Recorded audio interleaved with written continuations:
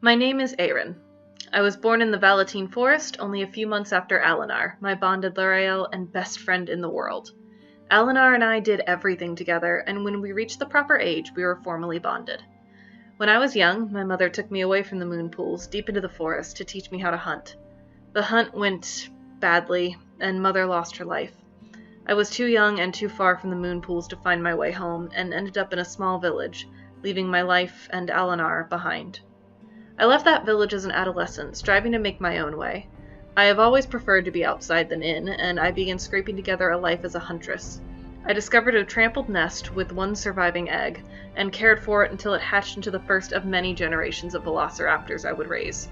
Syndra is my most recent companion, the great-great-granddaughter of my first abandoned egg. She's a handful, but absolutely wonderful, and I wouldn't trade her for the world.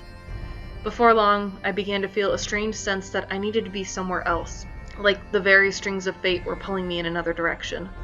The tugging at my soul led me to board a ship to Astalia, where I traveled in and around Hyrenvul, and up and down the coast of Sastos.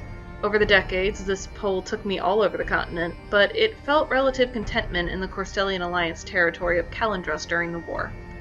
Blindly following the pole ensured that I was in Ekeretz to witness the horrific destructive force of the Corstellian harvesters, and I was forced to flee the petrified land toward Aerin.